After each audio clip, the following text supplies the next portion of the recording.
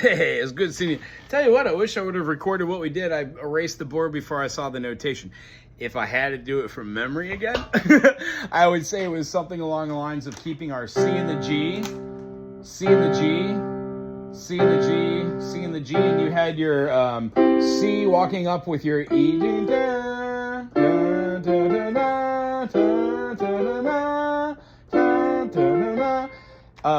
The melody line that you had that was really good at when you didn't play it straight, it did not sound like the Alicia Keys thing.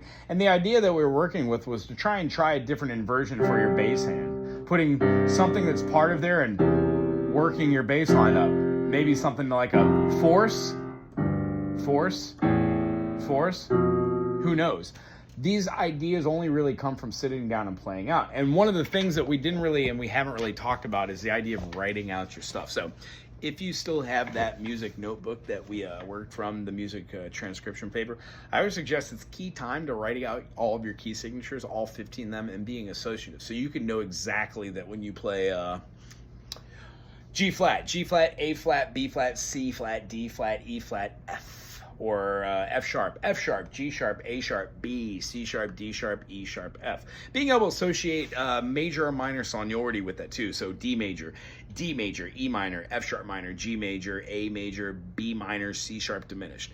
Being able to do that, and then finally, after you do that and you got that under your belt for like a month or two, think about like flashcards in your mind. In fact, if you make flashcards, amazing. Put C, E, G on one side and then put C major on the other. Very simple. If you also want to have secondary cards, you can do those cards and then go back with those and write on your sevenths. And if you make double copies of those, you could have one that just has your seventh, minor seventh, sixth, flat sixth. That's a great way to see your extension chords in the beginning.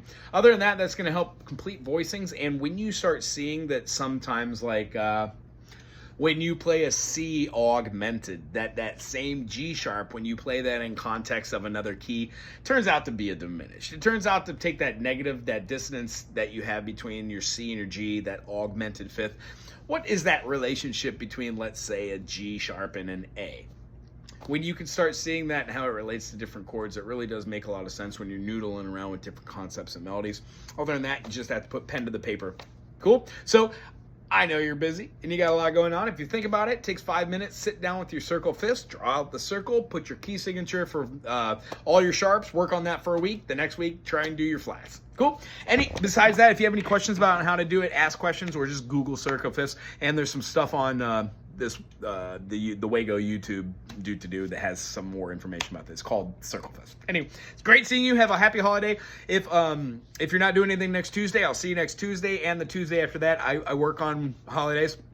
If you do not want to come in, do not feel obligated to come in. And then I will see you after the holiday. I will just shift everything back. Aloha.